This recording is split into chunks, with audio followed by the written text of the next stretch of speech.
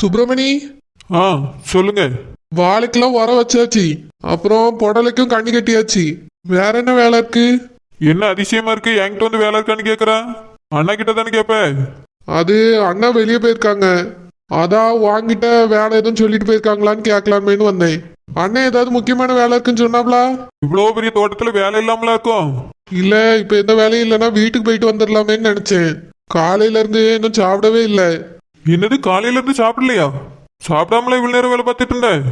ஆமா சுப்பிரமணி, காலையில இருந்து சாப்பிடல.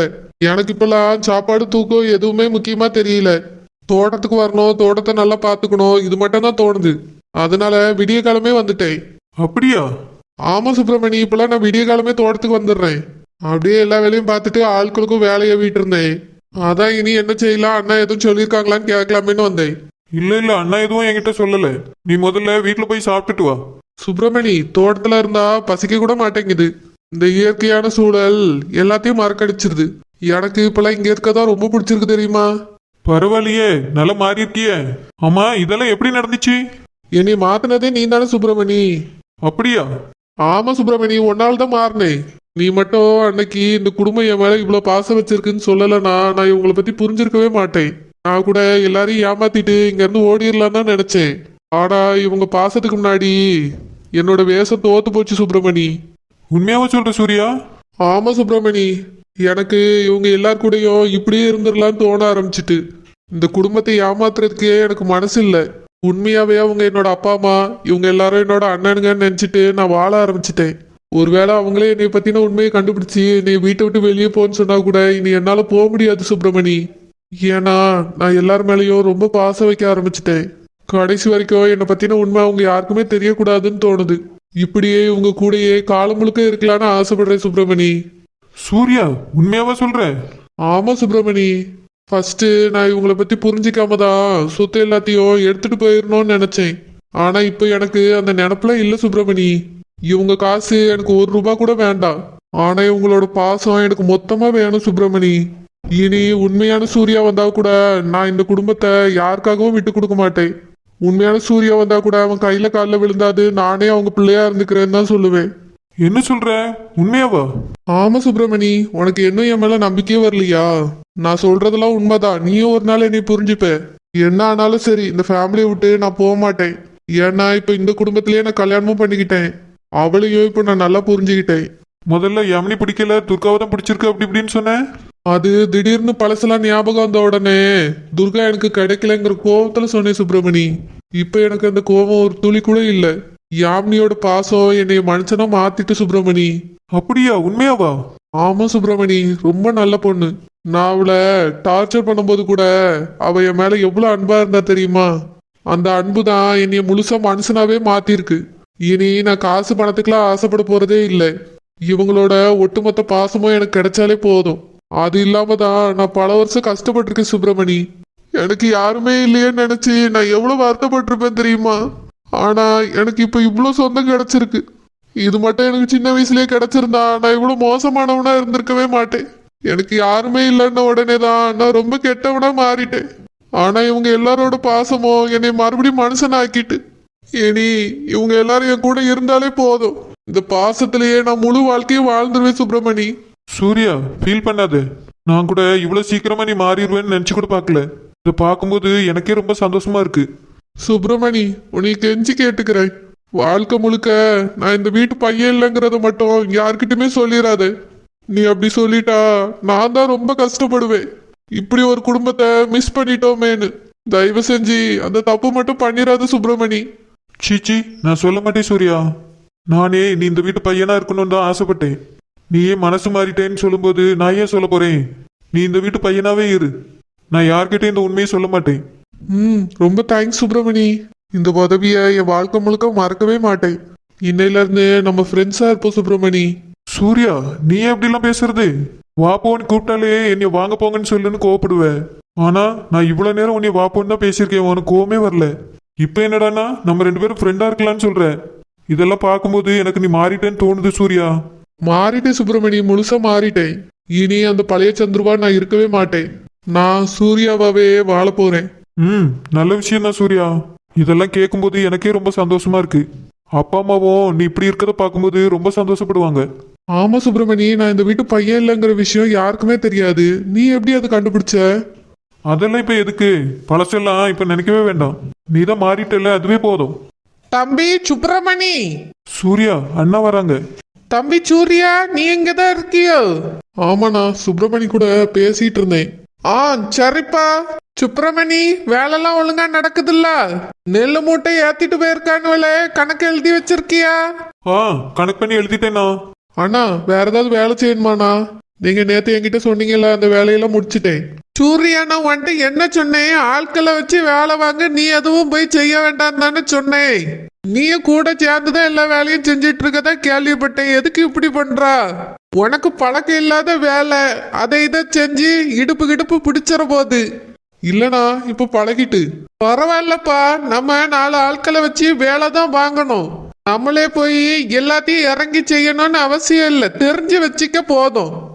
ஆள் வரலையா அன்னைக்கு நம்ம இறங்கி வேலையை பார்ப்போம், தப்பு கிடையாது. ரொம்பவும் போட்டு உடம்ப உழைக்காதப்பா.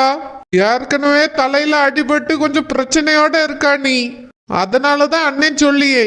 பரவாயில்லண்ணா, ஆனந்த அண்ணாலாம் அப்படிதான் வேலை பார்க்கறாங்க, எனக்கு ஒன்றும் கஷ்டம் இல்லைண்ணா. நான் இதை சந்தோஷமா தான் செய்யறேன். ஆ சரிப்பா. தென்னை மரத்துக்கு தண்ணி பாய்ச்சாச்சப்பா? தேங்காய் வெட்டதுக்கு சாயங்காலம் ஆள் வருது, கொஞ்சம் கூடவே நின்று பார்த்துக்க. சில நேரத்துல கொஞ்சம் தேங்காயை வெட்டாமலே போயிரியானுவ, அது என்னன்னு கொஞ்சம் கவனிச்சுக்க. ஆ சரி, நான் இப்பயே போறேன். இப்பவே இல்லப்பா, சாயங்காலம் தான் ஆள் வருது, இப்ப தண்ணி தான் பாய்க்கணும். ஆ சரிங்கண்ணா, நான் அதை போய் பாக்கு. அண்ணா, உங்க தம்பி என்ன சாப்பிடவே இல்லையா? என்னப்பா சொல்லியா சுப்பிரமணி? தம்பி சூர்யா என்ன சாப்பிடலையா? காலையில இருந்தே சாப்பிடலையாண்ணா? ஐயோ, என்னது இது? காலையில இருந்து சாப்பிடலையா? நான் கூட ஏதோ மதிய சாப்பாடு தான் சாப்பிடலன்னு நினைச்சேன். சூர்யா, என்னப்பா இதெல்லாம்?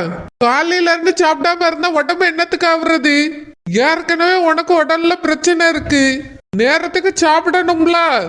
இப்படியா இருக்குது? இப்போ நீ தனியாள் இல்ல, உன்னை நம்பி ஒரு பிள்ளை வேற வந்திருக்கு. நேரத்துக்கு சாப்பிடணும், கொஞ்சம் ரெஸ்ட் எடுக்கணும், அப்பப்போ வந்து வேலை பார்த்தா போதும்.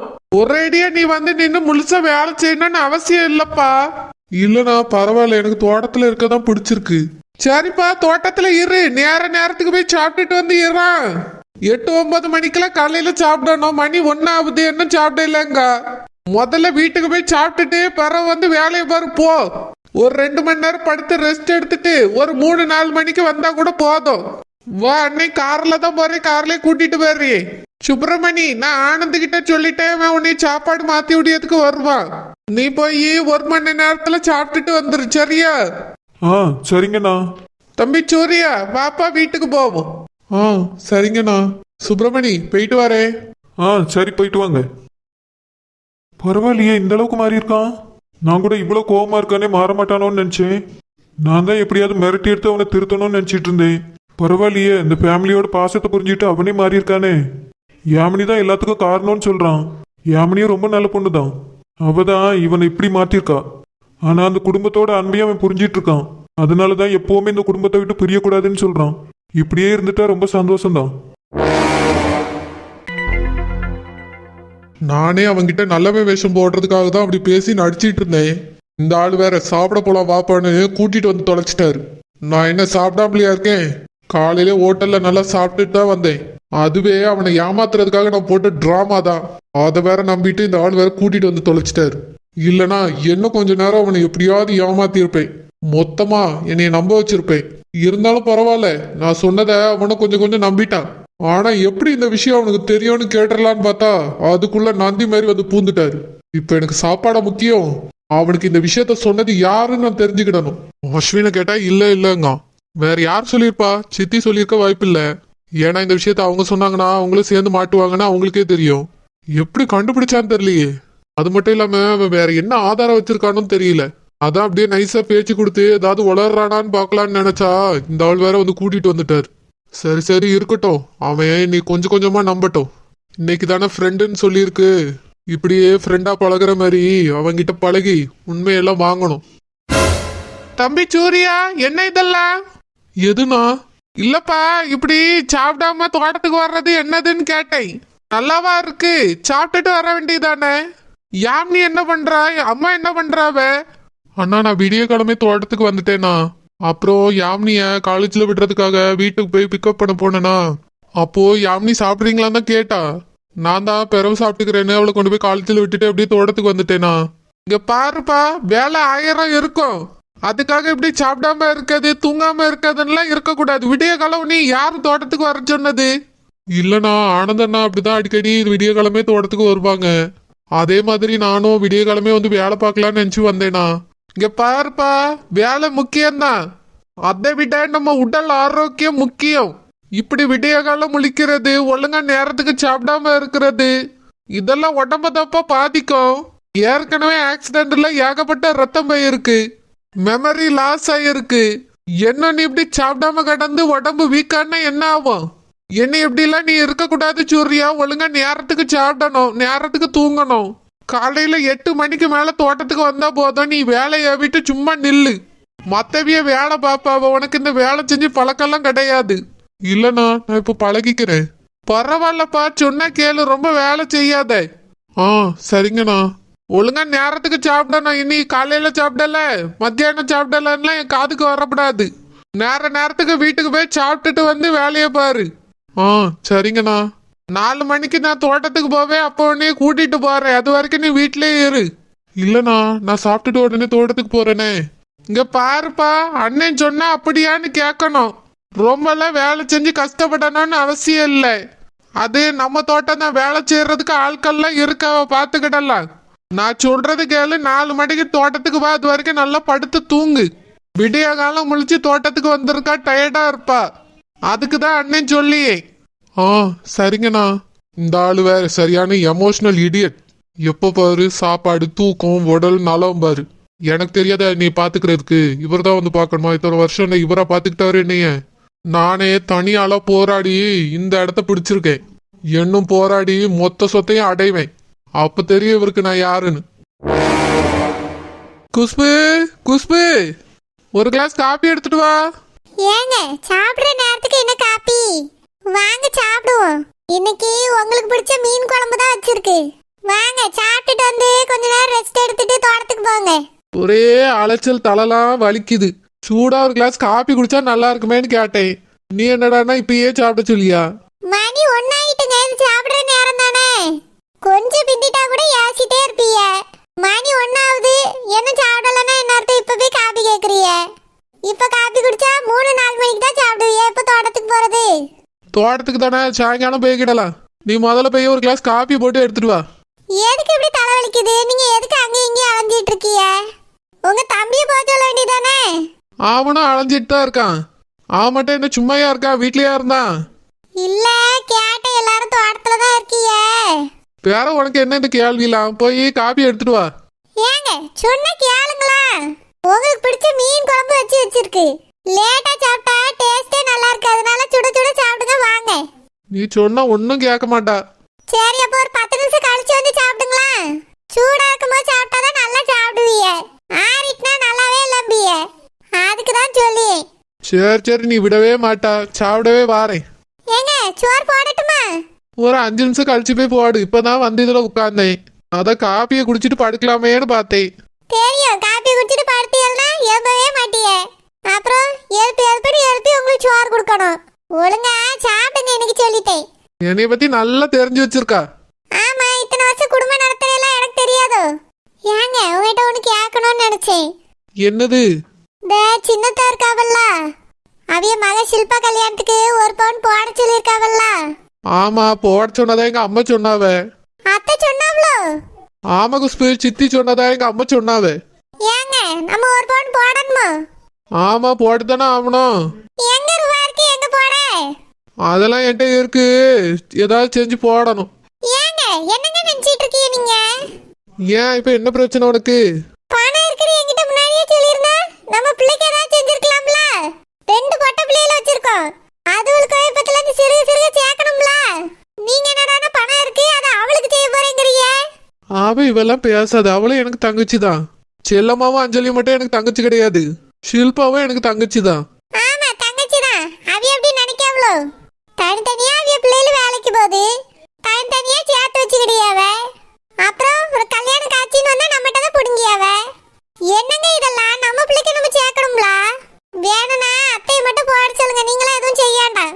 இங்க பார் குஷ்பு, அதுலலாம் நீ தலையிடுற வேலை வச்சுக்கிடாத சொல்லிட்டேன் உனக்கு. அவிய வாய் விட்டு கேட்டிருக்காவ செய்யுங்கன்னு, எங்க அம்மா செய்யணும்னு சொல்லிட்டாவே.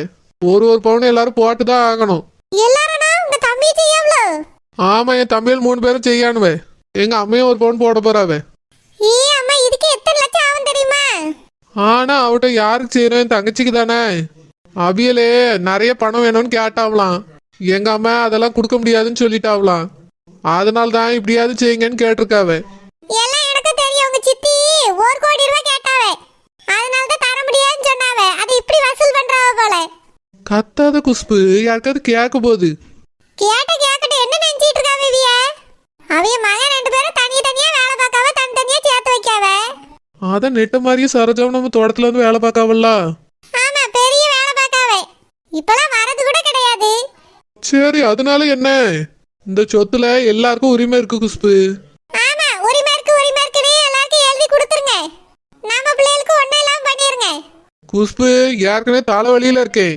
அமைதியா பேரு இதை ஒரு பிரச்சனை ஆக்காத சொல்லிட்டேன். நான் பேசினாலே உங்களுக்கு பிடிக்காது. எப்படியே போங்க. இவள என்ன சொல்றதுனே தெரியல. இதையும் பெரிய பிரச்சனை ஆக்கிருவாளோ?